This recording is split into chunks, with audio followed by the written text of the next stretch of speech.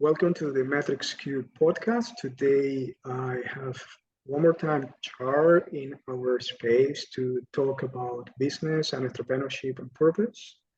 Welcome, Char, and I would like you please to start telling us, about who you are, what you do, and yeah, I'm very happy that you're here now. Yeah, hey Luis, nice to talk with you.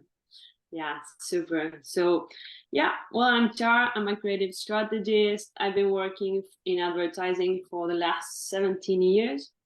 Indeed, I'm from Argentina, but now I'm living for the last 3 years in Amsterdam. It's a city I found super inspiring for myself to create purpose, to match projects that are really creating change.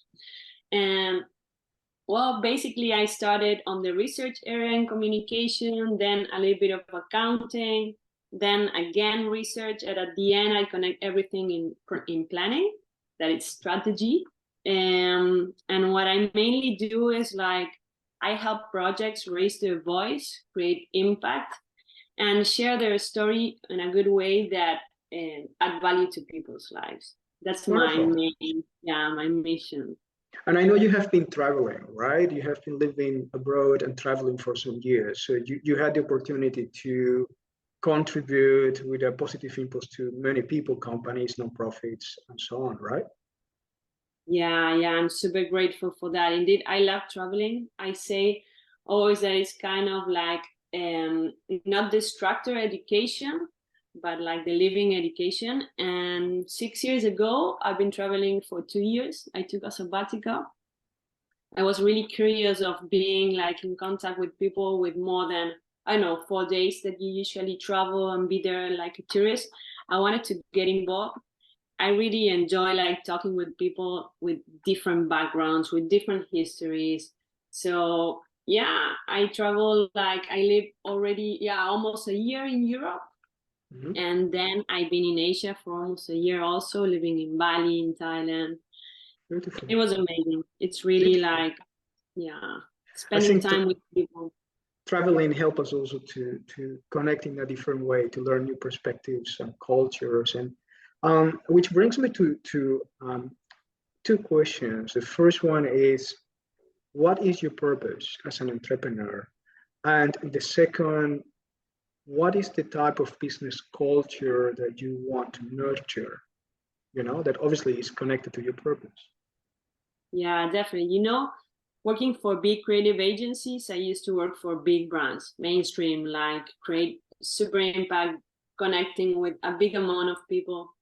And then when I started this kind of inner journey with purpose, connecting design thinking, understanding people problems and needs, I started thinking about like how to help like the medium and the small ones to connect with what they are looking for, right? So what I really want to do is like help them raise their voice, and that's my main objective, like help the small ones become strong, because everyone got a story behind and something to share. So I feel like communication is like the good excuse to say it louder, right? Yes, that's totally true. I mean, we need to move our brand, to tell our story, to reach out. And I think for first-time entrepreneurs or people that's doing startups, maybe coming out of corporate or academic education, there is a gap in communication and marketing, right? And there is a lot to learn for sales, communication, and marketing. And you're making it tangible through your work and strategy. Which are your services at the moment? I mean, you just receive the people, learn about problems. Or what do you do when you are working with your customers? Yeah, so what I do is like I offer different kind of services that it has to do with the need of the brand or the project. It depends on the stage they are. But usually what I firstly do is like understand what they already got, if they're on the market or not. So what I do is like organize their purpose, their tone of voice, their vision on what I call a playbook. And so that becomes a guideline for anyone that is involved with the project, right? So everyone who gets on board, it's already aligned, so you can create a consistent storytelling with it. That's my favorite one, because I feel it's like something basic, you need to start and to get like super focused. But I also help brands understand their audience, their problems, where are they, what do they really need to create like an authentic connection. And then, yeah, the strategy that becomes like the third kind of step, where I think about creative concepts that became like these kind of big ideas or topics where your campaign starts working with. Right, right. Yeah. Yeah, very important steps. And I think for many people, those steps are new, right? That they're not aware of them. They mostly focus on the product, on the idea, but they're missing that part of communication. And when I'm listening to you right now, I'm thinking, oh yeah, well, that playbook, as you say, creates some guidelines for the culture of the company, the culture of the business, right? What they're going to communicate to others, how they're going to, communicate to each other and collaborate with each other. It's just part of the mindset of everybody working in the company. I find it really fascinating how communication works twice, outwards and inwards, creating this consistency, and you mentioned something else that's so important, authenticity. So how is the challenge of authenticity today in entrepreneurship? Because, I find it so personally so challenging when my customers also for coaching, come with a great idea, but in their own life that is not really happening yet, right? And how do you solve that? How important has been for you, or challenging to work with authenticity? Yeah, definitely. Like for me, one of the mottos of design thinking that's learning by doing, I found it super important for the story of a brand, right? Because a brand at the end, it's a human, right? It starts with one idea, but maybe it evolves, and it's good that it evolves, right? And in that path, you find your own authenticity. But the thing is, like, as you said, this brand playbook, it's kind of a framework. It's a framework where you always get like their positioning and focus. So in that way, you're really always connecting your ideas, what your purpose is, but also collaborating all together to become like a strong tone of voice, right? Like to gain your own personality.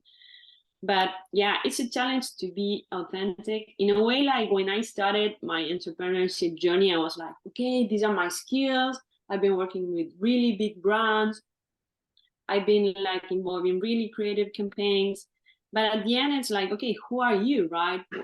What's your mind? So in a way, I feel like a brand also. It's like what you got to offer for the people, right? What is that makes you stand out, right? Yeah, So but this is the fascinating thing too, right? I mean, as humans, individuals, we're so unique. So we can really say that every person is different, and if we explore the life, journey of a person, all the experience they have, what they have learned, each person has so much value to give. So a personal brand today becomes more and more necessary internally in big companies, but also externally when you have, startups, you're initiating your work as a coach or trainer. Do you also care for individuals and help them with their own personal brand, or your specialization is just mostly companies? yeah, I do both. Indeed, I love personal brands because it's like, okay, the challenge is like how to create a brand, but not being you, right? Like how this brand can survive without your face or like your background. It's super important. Indeed, I worked for a brand like that was like so connected with the founder personality, and that was super inspiring. Okay, but how to make it like you said, like tangible, something I can have in my home. So that's a super nice challenge. I really enjoy working with. But as you said, like also working, you mentioned it before about culture, right? Because at the end, like a brand is not just what they sell, but it's what they do. And it has to do also with the culture and the people involved with it, right? So building that culture that people really believe in what they are doing, I feel like it's much more important than what you say, because it's like how you act at the end, like the salesperson, the person that creates the communication, the person that it's involved with HR, who hires the people involved with it. So at the end, if you have a strong culture, an inner circle culture, you'll have it after for sure for other people. Yes, I think that needs to be consistent, and I think Yeah. the challenge sometimes is we have not learned to work in that consistency at the beginning. For me, it was also a big question. I know what I want to do, but how should I connect? What should I do? And start thinking about what should I do instead of, that's many years ago, instead of just coming with what I have been doing already for many years. I told my story at university, having this group, of students working together in a workshop, developing all of these skills for leadership, entrepreneurship together through gamification. And it was a successful workshop for 6 years. And then when I decided to go as an entrepreneur myself, I was thinking at the beginning, what should I say? I just had to tell my story. I already had a story. I did already something. I just have to share what I've been doing, and yeah, but at the beginning, we just thinking that we need to do something different, and that's not the truth. We just need to be ourselves, right? Yeah, and at the end, it's like, I don't know if it happened to you, but when I started creating my portfolio, I was like, okay, this is my journey.